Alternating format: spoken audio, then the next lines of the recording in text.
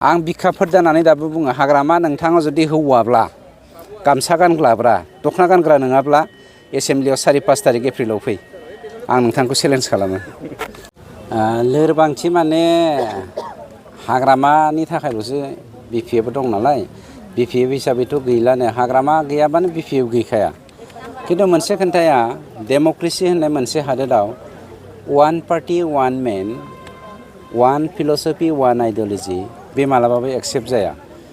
मानोना 17 बोसोर हाग्रामाया मानसिखौ उनजों थानानै देगार सुयै सुयै खुनि खालामनायनि थाखायनो पलिटिकेलि मानसिफ्रा गुबुन मोनसे अल्टारनेटिभ लामा लानो हायाखैमोन।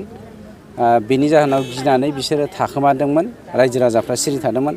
खिन्थु दिनै जोंनि इउपिपिएल दोलोआ मानब गेदेर प्रमद बर' बिथांनि दैदेननाय आरो बानजायनायाव साफ्रोमबो मानसिनो राइट टु स्पिचखौ माने गुदि मोन्थायखौ होनाय जादों, जायनि जाहोनाव बयबो उदाङै ओंखारबोनो हादों, उदाङै मावनो हादों। जायनि जाहोनाव हाग्रामानि जा दानाय बिपिएफ पार्टि बे पार्टिखौ गैला होनबाबो गोरोन्थि जाद्राया। जों जुदि मोनसे सोदोबजों बुङोब्ला गैला। गोबां लाबोदों।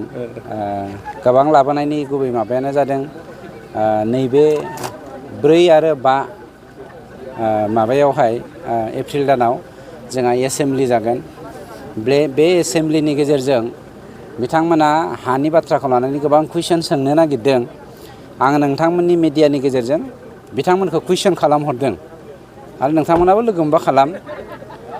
जोंनियावहाय दा प्रुफ दङ, आखायाव प्रुफ दङ।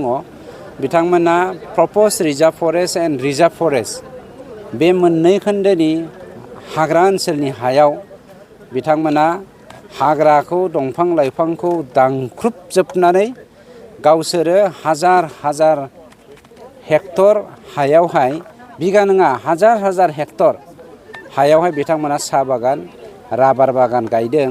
बेखौ जोङो फैगौ एसेम्ब्लिनि गेजेरजों बिथांमोननि राबार बागान आरो साहा बागानखौ एरखुनायनि मोनसे प्रस्ताब लानो नागिरदों आरो बिथांमोननि खुगाजोंनो जोङो लाहोगोन।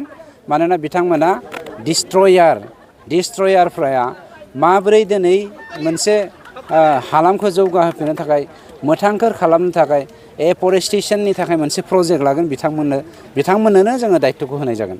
मावनो हादोंना हायाखै मोनसे बुस्थुखौ जों मावनो हायाखै बे बिथांमोना जे 30,000 कौटि जाखोमादों बे जाखोमानायखौ जों दासो खोन्दो खालामनो हादों। बे 30,000 कौटिनि एक्सनखौ जोङो लानो हाथ'वाखै होननानै बुंनांसिगोन, लानाय जाथ'वाखै नालाय। खिन्थु जोङो प्रजेक्टखौ सिङाव लागासिनो दङ। साननैसो उनाव मुनमुननि बिगुमैया मा जागोनथाय मुनमुनखौ आं गाबजानोसो गिदों सिबायखौ नायनि। मानोना बिथाङाथ' बिआरटिएफनि गेजेरजों बिथाङाथ' गुबुन हान्जा दानायनि गेजेरजों बर' हारिनि गेजेराव थैनि बानाखौ बोहैहोबाय आरो बोहैहोनायनि प्रजेक्ट लादों नामा जों बेखौसो गिनाय मोनदों। मानोना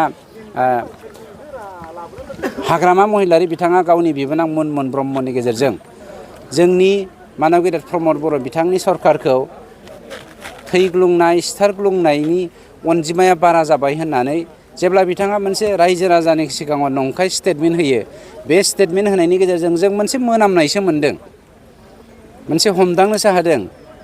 मुनमुन ब्रह्म आरो हाग्रामा मोना सिङावहाय ब्लाड सेटनि माबा मोनसे पलिसि लादों नामा जों गिदों आरो। ओंखायनो नोंथांमोनाबो सांग्रां जा।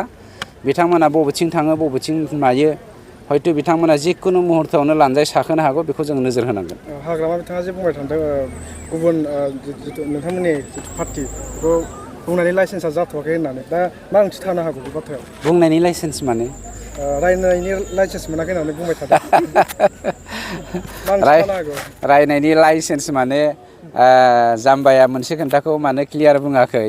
आं गिख'थारलै, आंनाव हिनजाव बिख्लोसो दङ, आं ओंखायनो एसेम्ब्लियाव दाबो बाहागो लानो हायाखै होननानै मानो बुंनो हायाखै बेखौ बुंग्रोथों बिथाङा। आं बिखाफोर जानानै दाबो बुङो हाग्रामा नोंथाङा जुदि हौवाब्ला गामसा गानग्राब्रा दख'ना गानग्रा नङाब्ला एसेम्ब्लियाव 4-5 तारिख एप्रिलाव फै आं नोंथांखौ चेलेन्ज खालामो।